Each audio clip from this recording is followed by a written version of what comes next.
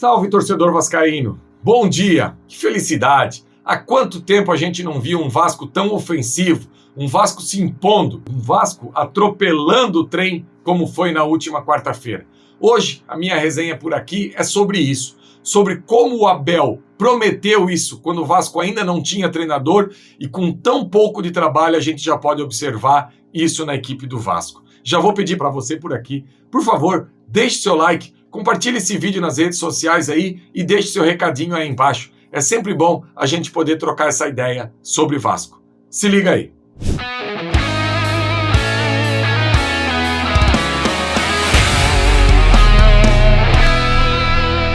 Então, torcedor vascaíno, o Vasco na última quinta-feira acabou aí, perdão pelo trocadilho, atropelando o trem e vencendo bem por 4-0, goleando, e passou de fase na Copa do Brasil. Algo que nos últimos anos o Vasco até passou da primeira fase, agora ficou longe daquilo que a gente viu na última quinta-feira. O Vasco, na maioria das vezes, jogava pelo empate fora de casa, por ter essa possibilidade pelo regulamento, e teve que fazer uso dessa vantagem em todas as oportunidades. Inclusive num jogo contra o Altos do Piauí, que talvez, tecnicamente, seja um pouquinho melhor do que a equipe do trem, e o Vasco aí acabou sendo salvo nos últimos minutos por um pênalti em cima do Marrone, que a classificação esteve bem próxima. E quando eu coloco na capa do Faísca Tá On de hoje o Abel e o Barbieri e coloco promessa cumprida, é sobre algo que o Flávio trouxe logo que terminou a Série B do ano passado. E olha, que tem que ficar bem fresco na memória do torcedor vascaíno, a Série B medíocre que o Vasco fez no ano de 2022. Muita gente ainda conseguiu romantizar, principalmente o final da Série B, chamando a Batalha de Ponta Grossa, a Batalha de Itu. Meu Deus do céu, que coisa vergonhosa, que coisa triste. Um clube com tantas glórias, um clube que conseguiu impor ao Barcelona, lá nas décadas passadas, a maior derrota do Barcelona em casa na história, conseguiu colocar 7 no Barcelona. Um clube que conseguiu fazer aquela semifinal da Mercosul de 2000 contra o River Plate, colocando 4 no River Plate dentro do Monumental de Nunes. Um clube que tem na sua história a virada da Mercosul, ter no seu currículo a Batalha de Ponta Grossa. E olha que teve torcedor que encheu a boca para falar isso. E a Batalha de Itu, com o goleiro do Vasco, o Thiago Rodrigues, sendo o melhor em campo. Meu Deus do céu. E logo que terminou essa Série B, só fiz esse parênteses porque isso precisa ficar vivo, e foi agora, foi recente. A Batalha de Itu, 4 meses só que ocorreu. Então assim, quando terminou essa Série B e o Vasco desligou o Jorginho, o Flávio Dias ficava trazendo todo santo dia no News. O Abel me passou que o Vasco está atrás de um técnico que vai fazer o Vasco jogar um futebol para frente, um futebol bonito, um futebol que busque o gol a todo momento. E eu ficava pensando aqui, ô Flávio, dá uma segurada, Flávio. O Vasco, que não tem elenco nenhum, que vai precisar fazer um novo elenco, contratar aí pelo menos 17, 18 jogadores, e o Vasco até agora contratou 12, vai precisar de muito mais gente ainda para encorpar esse elenco. Como que o Abel já está falando em jogar para frente, em envolver os adversários, em tentar ser um Vasco com imposição de jogo? Eu pensava aqui comigo, eu acho que isso aí está muito mais da boca para fora do que realmente vai acontecer dentro de campo. E hoje, 10 jogos oficiais depois, eu já posso afirmar que a promessa está cumprida. Se vai dar certo, se o Vasco vai ganhar títulos nesse ano, eu acho muito difícil. Se o Vasco vai conseguir todos os seus objetivos, eu não sei. O que eu sei é que em 10 partidas no ano até agora, o Vasco conseguiu 177 finalizações ao gol adversário. Há algo que precisa melhorar? É óbvio que precisa. Por exemplo, o Vasco consegue fazer um gol a cada 10 finalizações. Existe até já uma cobrança em cima do Pedro Raul que ele possa melhorar no quesito finalização.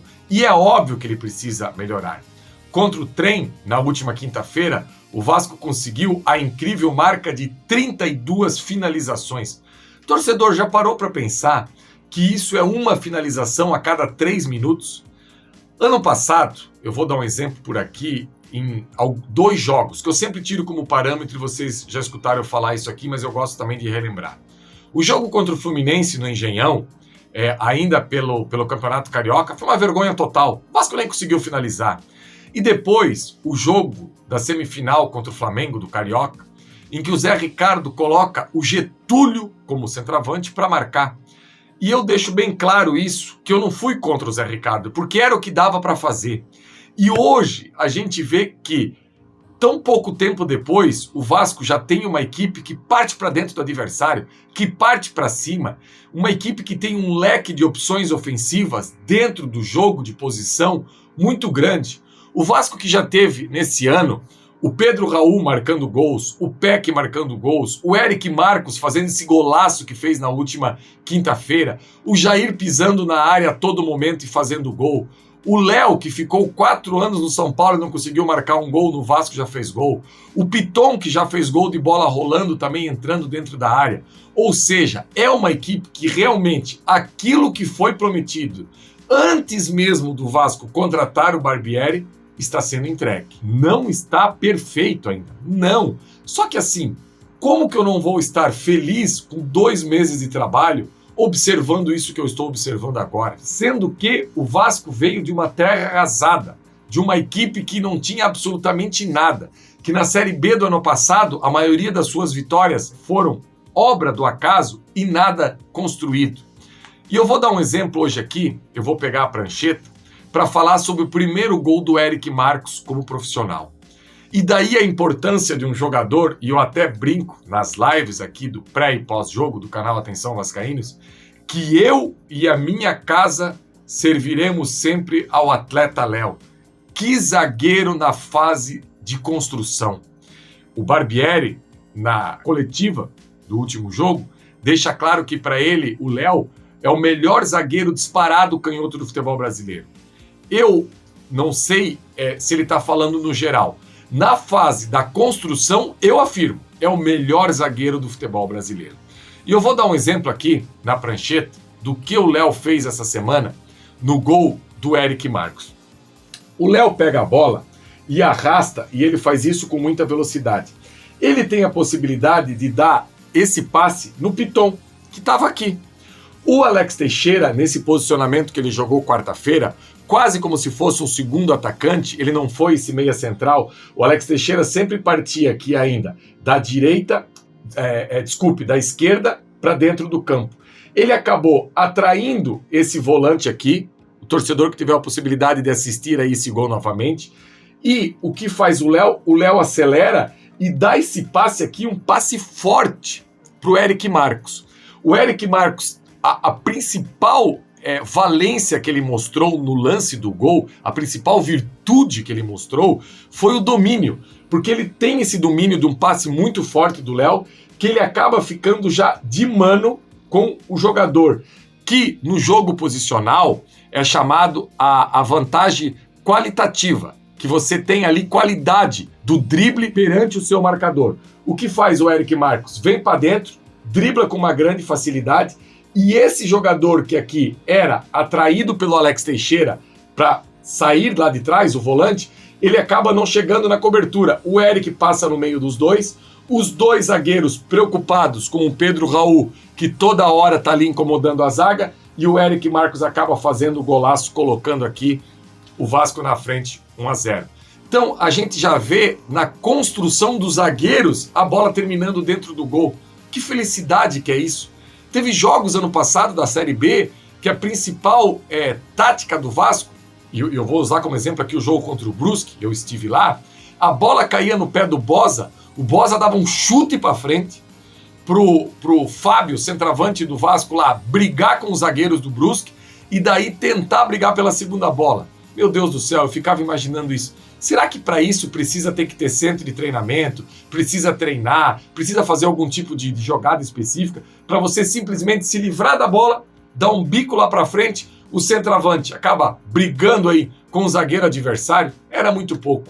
E hoje eu vejo com jogadores melhores, obviamente, mas com tão pouco tempo de trabalho, você vê um Vasco hoje que te dá confiança. O Vasco vai perder na temporada? Vai, eu não tenho dúvida alguma. Agora, é uma equipe que ainda carece de reforços, tem essa carência, mas você já percebe que é uma equipe que não precisa fazer tanta força para ganhar os jogos. O Jair mesmo, na última quinta-feira, jogou trotando. Ele trotou os 90 minutos. Por quê? Porque a qualidade, a maneira que o Vasco estava distribuída dentro de campo, já deixa claro que os jogadores não precisam mais ter tanto esforço para conquistar os seus objetivos, obviamente, dependendo do nível do adversário. Então, eu estou muito feliz com aquilo que eu estou vendo do Vasco. E para encerrar o Faísca Tá On de hoje aqui, eu quero falar sobre essa questão do Andrei, a possibilidade do Andrei vestir novamente a camisa do Vasco. Torcedor, se caso aconteça, não vamos ficar com aquela raiva, ele preferia ir para o Palmeiras, porque o staff dele queria ir para o Palmeiras. Se a gente parar para pensar racionalmente, se você tivesse aí, torcedor, um filho, e você torcesse nem para o Vasco, não fosse torcedor, nem do Vasco, nem do Palmeiras, e tivesse duas propostas em cima da mesa, você preferia que ele fosse, nesse momento, para o Vasco ou para o Palmeiras? O Vasco está num processo de reestruturação. O Palmeiras chega na Libertadores da América a todo momento. O Palmeiras é treinado pelo Abel Ferreira. O Palmeiras tem um centro de treinamento que hoje é de excelência. Então, assim, se o staff do jogador, em algum momento, o Andrei até pensou em ir para o Palmeiras, é normal. O staff é algo profissional. Nós, torcedor vascaíno, como cabeça de torcedor, pode ficar sentido. Agora, a gente tem que entender que se ele vier para o Vasco, vamos aproveitar. Vamos degustar essa possibilidade do Andrei fazer alguns jogos com a camisa do Vasco, porque tenho dúvida alguma que é jogador de Copa do Mundo. E depois, no meio do ano, quando ele sair, porque eu acho que isso não vai atrapalhar o planejamento. Porque os scouts, o Paulo Prax, o Abel, todo mundo sabe que o Vasco precisa de jogadores para o meio de campo. E não é porque vai ter essa chegada do Andrei agora que esse projeto vai ficar em segundo plano. Eu acho que o projeto vai continuar a todo vapor. Beleza, torcedor vascaíno? Pedir para você aqui mais uma vez, por favor, deixe o seu like aí, compartilhe esse vídeo nas suas redes sociais, deixe o seu comentário aí embaixo para a gente poder resenhar e trocar ideias sobre o Vasco. No próximo final de semana a gente se encontra aqui novamente, véspera de clássico contra o rival. Abraço, galera! Levantamento para Roberto Dinamite, sozinho, atenção, vai enfiar, gol!